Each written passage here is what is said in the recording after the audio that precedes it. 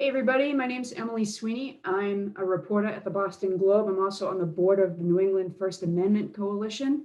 And NEFAC is sponsoring this series about freedom of information laws. And I'm here with Mike Morisy of MuckRock, who's going to give us an overview of the federal FOIA and everything you need to know about it. Well, not everything, just a nice brief overview. So Mike, thank you so much for doing this. Thank you so much for having me, and I'll get into as much as I can in about 20 minutes and leave plenty of time for questions. But super excited to be here. NEFAC is an amazing organization, and I'm excited to talk the federal law on freedom of information and see if we can help get people running through things. So just a little bit of background. I think we'll dive right into what is the Freedom of Information Act in general. I think one of the key things is just make sure you have a good understanding of what the law is and what the law isn't. I think a lot of times we're really used to Google. We're really used to sort of being able to kind of ask very open-ended, vague questions, or we might not even be spelling things correctly and getting decent results. And the Federal Freedom of Information Act doesn't quite work like that in a lot of cases. Freedom of Information Act, FOIA, as it is commonly known, or FOIA, depending on who you're talking with. It's the federal law, the Federal Freedom of Information Act, and allows access to government records. Some people, including myself, use it as a catch-all term when you're talking about state, local, federal public records. Some of the state laws are also called Freedom of Information Act or Freedom of Information. Different states call it different things. And some people get very persnickety. What I found is that if you're filing records requests at the local level with a police department, they will love to correct you and say, this isn't actually a FOIA request. This is whatever that law is. But today we're going to be talking about the federal law. And one of the key things to always keep in mind is that it allows the public access to records. And so it doesn't kind of let you ask open-ended questions. It doesn't let you sort of go to an agency and sort of say, hey, what I'm interested in is this. Can you kind of walk me through this? You have to, generally speaking, ask for something that already exists. Now, that is a really, really wide range of information. You can answer a lot of really important and interesting questions through asking for records, but keep in mind that one of the things you want to be doing is sort of take off your reporter hat for a little bit and try to think through what are the documents that are going to have answers to the questions you have. And we'll talk a little bit more about that. And in some cases, particularly at the federal level, there are some restrictions in terms of how FOIA offices feel that they can even talk about or give additional context about records. So they have to give you the documents, but they don't necessarily have to explain them. They don't necessarily have to go in and answer questions about them. So as you're filing your records request, think about what is actually going to be helpful in terms of getting you the answers that you need. A little bit of history, I think it's always helpful to kind of know. The July 4th, 1966 is when FOIA was actually signed into law. So this is a pretty old law compared to some things, a relatively new law compared to some other things. But it's been around for a while. And the United States law is one of the earlier laws. It's not the oldest, but it's one of the early public records laws around the world. There's a lot of great things about that. There's a lot of legal case study. It's gone through a lot of iterations over the year. It's really deeply entrenched. It's going to be very hard for Congress or the president to revoke FOIA now. But the downside is that this was kind of built in an age where we didn't have computers, we didn't have fax machines, we didn't have email, we didn't have Google. It's a very paper-driven process for the most part still today. And so there's a lot of legacy with FOIA that in the United States in particular, and at the federal level in particular, it's just a really slow process, a very manual process. And if you look at other countries, the United Kingdom, they only passed their FOIA law in the 2000s, and they accept freedom of information requests via tweet. They generally get very fast responses. It's a very digital process. The US federal law doesn't typically work like that. A lot of due to the bureaucracy, due to sort of the legacy, which kind of cuts in both ways. And that's a picture of Lyndon B. Johnson howling with his dog and his grandchild. He was really upset. He really didn't want to sign that in 1966. He said that this is going to create a ton of headaches for government, but there was so much political pressure at the time that it ended up going into law anyway. And then in the 1974 post-Watergate era, there was a lot of interest in sort of increased government transparency and actually giving the FOIA some teeth. And so it also added the Privacy Act at that point. The Privacy Act is another great law to kind of keep in your arsenal. What that does is give you the right to request government records on yourself, federal records on yourself. But it also gives you the right to sort of force the government to correct misinformation that they might have on you. So you have the right, if government says, oh, this person is part of some subversive organization and you're not, you have the right to kind of go in and tell the government that they need to correct your records, which is something we don't talk about a lot, but it's, I think, understanding this broader context of this is a law that gives citizens power, gives the public power when it comes to the relations with how government works, which is pretty cool. There are 9 major federal FOIA exemptions, which sounds very nice and simple. Unfortunately, there's a catch-all exemption B3 that allows other laws to exempt material. And so B3 counts as one exemption, even though I think there's about 200 and something different B3 exemptions that are crop up on a usual year that agencies cite. So there's a lot of nuance, a lot of sort of things that can kind of get in your way, and we'll talk about some ways to kind of get over those exemptions. Just some general things. So if you've had a chance to kind of go to some of the other sessions that NEFAC has put on looking at the state laws, you might be wondering what's sort of the difference. Generally speaking, there are some state laws that are a little bit older than the federal law, but generally most state laws were modeled, broadly speaking, on the federal law. Generally speaking, the federal law is a lot slower than state laws. Usually you can get a response pretty quickly at the local level. At the federal level, you'll sometimes see requests taking months, years. I've seen a few requests take over a decade at this point. So it's usually a slower, more bureaucratic process. Now, sometimes that's often a bad thing, but sometimes having that bureaucracy can be helpful, right? Because I think at the local level, if you're filing a public records request with an agency you deal with, you're much more likely to deal with sort of political interference or sort of bizarre games that local agencies love to play. At the federal level, there's usually professional career freedom of information staff that they kind of go in and out within, beyond administrations. And so it's a much less politicized process. There's a lot more sort of regularity to how that process works, which can be a very good thing. The other thing is White House, the courts, and Congress are all pretty much exempt from FOIA itself, although some do have a FOIA-like process. So I remember kind of as you're growing up, you hear about the 3 branches of the government: the executive branch, the legislative branch, and the courts. And unfortunately, the judiciary, all 3 of those are actually exempt from FOIA for the most part. But executive branch offices, so the departments and the things that kind of report up through the president, are subject to FOIA. So you can't go FOIA in Congress. There are sometimes some ways to kind of go after that kinds of information, but generally speaking, you have to file FOIA requests with federal agencies and their subcomponents. There are a lot of FOIA cousins. We won't get too much into those today. There's the Privacy Act requests, which I mentioned. You can file a request for information on yourself, or you can ask somebody to sign over rights. So if you're working on a story and somebody says, oh, the FBI investigated me, sometimes you get them to sign a waiver and they'll release documents if you get a waiver signed.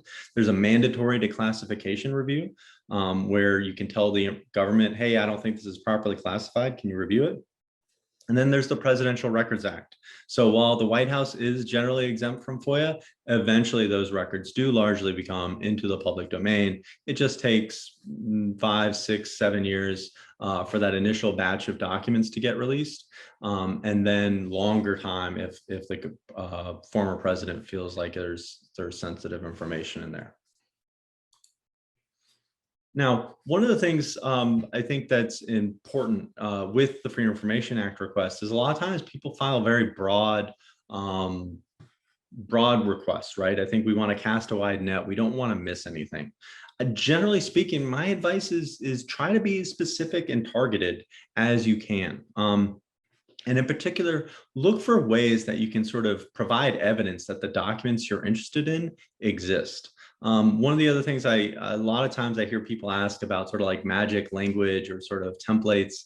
Sometimes you'll see sort of really long requests that people file with a lot of legalese in them. Or sometimes you'll see sort of FOIA requests that are filed by advocacy groups that have really fantastic lawyers. And they'll have like a 3-page FOIA request and they'll cite all this background and legal precedent. Generally speaking, those don't actually make good Freedom of Information Act requests. The number one thing I hear, I hang out a lot with FOIA officers, for better or worse. And one of the things I hear constantly is, it's really hard for us to understand what some requesters are even asking for. So keeping your request to 1 page, making it simple, making it so that if they have to pass that request around, other people will be able to understand what's in that request and exactly what to get you, will generally make that process go quicker. And that's particularly important because a lot of agencies will have different queues. And so if you're asking for more than 250 or 500 pages, depending on the agency, your request might go into the complex queue, in which case it might go from taking a few weeks to a few months or even longer than that. Things I always recommend including in every public records and Freedom of Information Act request, a citation of the law. Sometimes you don't have to include this, but it never hurts to say this is a Freedom of Information Act request. Request specific documents, don't include questions. Sometimes it can be a helpful strategy to say, hey, I'm looking for a copy of this database, or I'm looking for this information. If it's easier for you to just summarize that data and provide me that summary, I'll also accept that. You can use that as a negotiating point. But generally speaking, the Freedom of Information Act is about getting access to existing documents. And so making sure that you're actually asking for existing documents and something that they actually have to comply with is going to work out a lot better. Include the name of the document if you can find it. You won't always have that name. Sometimes it's going to be more like, I'm asking for any reports that this agency's generated. That's fine. But then just trying to help them figure out sort of where they need to be looking, who has that document, or who might have that document. If an official mentioned that report that you're interested in, or this document was referenced on a website, or this database was referenced on a website, include those references within your request. Federal agencies in particular are absolutely massive for the most part. And so there's a lot of times where somebody who's in the FOIA office doesn't really know everything else that that agency is doing. And so the more you can do to kind of point them in the right direction when they're researching your request, the more likely your request is going to get a timely response. The other thing to start thinking about when you're filing Freedom of Information Act requests is taking off your reporter's hat, where we have questions and we're kind of used to sort of narratives, and starting to think more like a bureaucrat in terms of approaching the subject material that you're interested in. One of the things I recommend is trying to think like a middle manager, right? Say you're interested in sort of a federal waste treatment policy that is being implemented. Start thinking through, okay, if I was actually implementing this policy, if I was in charge of carrying out this initiative, how would I actually go about that? What are the steps I would need to actually take that policy and put that into practice? I would have to develop best practices. I would have to develop training. I would have to probably purchase some materials to kind of go out and implement this program. I might have to hire contractors. That would probably have an open bid process. So be thinking about every time the federal government does anything, one thing that is sure to follow is lots and lots of paperwork. And so as a requester, what you want to be thinking about is, what are the kinds of paperwork? What are the kinds of data that are going to be generated around whatever I care about that'll help me get a better understanding of these issues?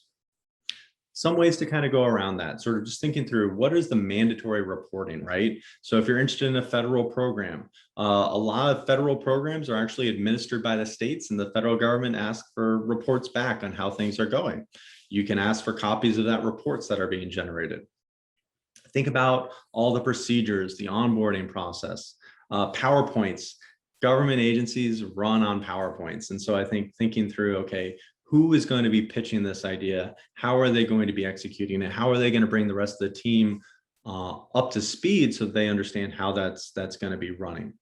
And then always be looking for sort of tidbits that are kind of coming out that might indicate that there's an interesting record that you're interested in. I think one of the things that is a real gold mine is officials love talking about, hey, according to this study we did, 50% of people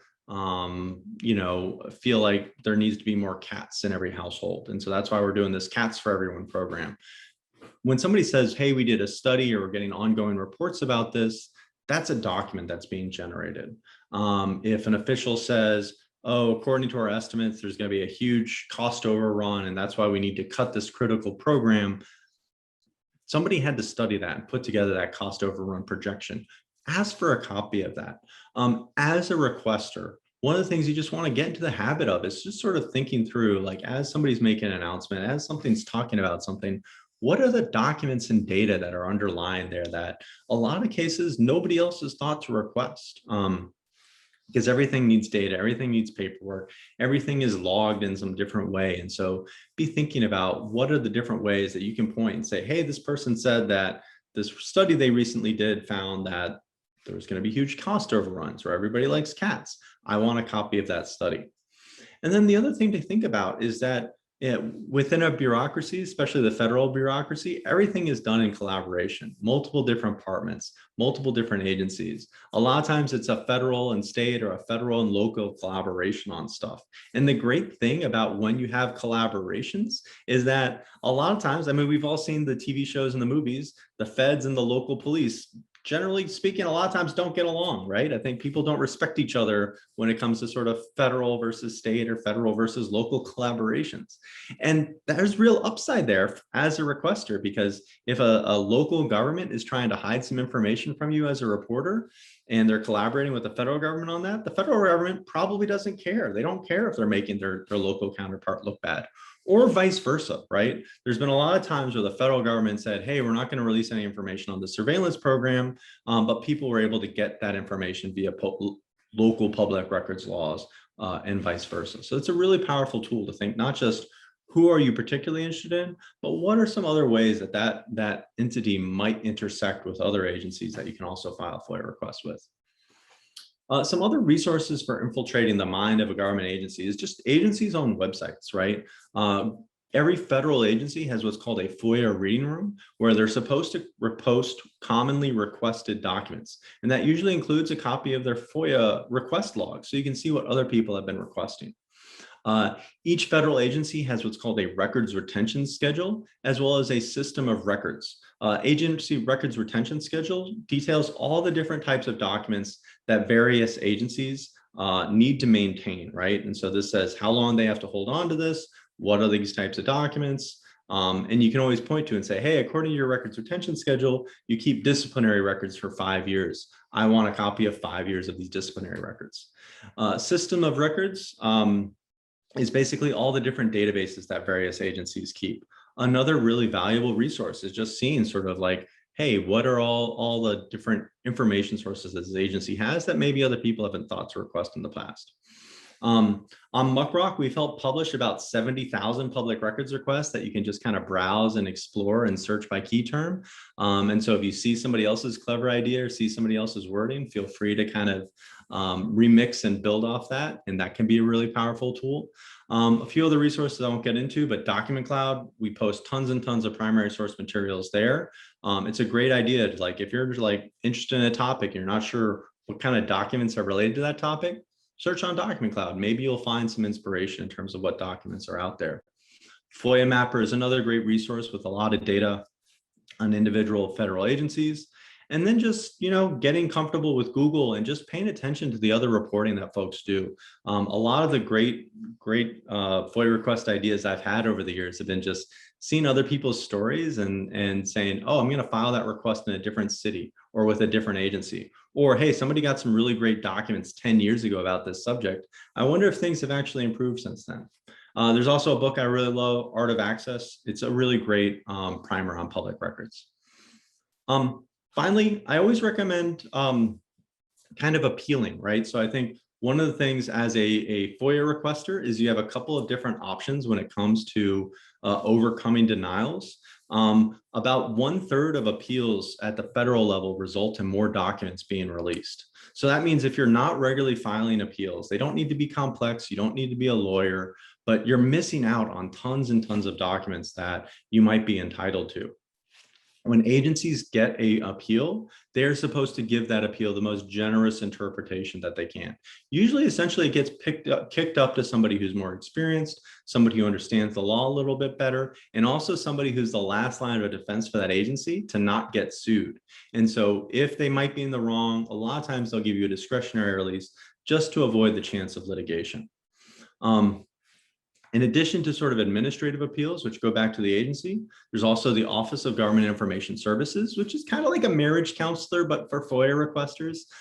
It's an independent body that kind of comes in and helps mediate. They don't have enforcement power, so they're a little bit limited. But then if you do want to sue, there's just 3 resources I wanted to flag real quickly. There's the Reporters Committee for the Freedom of the Press, which is a really great organization that serves reporters. If you haven't checked them out, they've got wonderful resources. They also can do pro bono connections for requesters.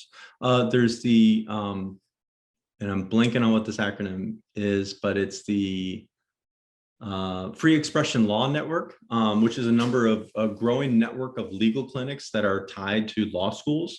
They do a lot of really interesting pro bono work for interesting cases. Another great resource. And then there's the Gumshoe Group, which is a relatively new nonprofit that's specifically focused on legal resources for freelancers. And I think they do fantastic trainings and have other opportunities. And they've even started funding sort of individual public records work. So highly recommend, if you're a freelancer, check out their resources, tell them we sent you, and see if they might be helpful for you. Finally, I tried running through a very high level. If you want more a community of folks to commiserate with, we have a free FOIA chat room at muckrock.com/Slack. It is a manual review process, so you'll get an invitation like 24 hours after you sign up there, but we'd love to help you brainstorm FOIA request ideas or talk through any problems that you're running into. And we also have a weekly FOIA newsletter where we share tips, trainings. We have a training coming up tomorrow, and other great resources for requesters. So feel free to check those out. And we'd love to help. So that's the presentation. Would love to start diving into some questions. We did have one question come in asking about the Art of Access book. Somebody was asking who wrote it, and I just Googled it quick and said the authors. But that sounds like a great book and a great resource. And then somebody else mentioned that they did a specific request through MuckRock, and maybe they should follow up with the website. What would be the best way? Yeah, feel free. I'd love to help see if I can answer that question. I didn't see that question, but I'm Michael at muckrock.com, and I'd love to help get you connected with an answer. Yeah. Okay, great. And now we have another question too. Somebody is asking, how far back historically can requests go? I'm a historian by training and would love to use FOIA requests for my research and writing. Yeah, so I think the National Archives is a great place to check out in terms of sort of document retention schedules. A lot of historical documents do get destroyed. The National Archives has said that certain types of historical records, particularly I think dealing with the civil rights movement and a few other specific areas, do need to be kept essentially in perpetuity. But it's kind of an ongoing thing. Now, there are a lot of historical records that are preserved. There's a lot that's getting destroyed each year. But once you file a FOIA request, the agency is prohibited from destroying it. So it doesn't hurt to start going ahead, file a request. Usually if the agency has transferred that information over to the National Archives will be able to kind of help you dig into that, and they'll say, hey, we transferred this here, that's file numbers there. But there are a ton of really valuable historical documents.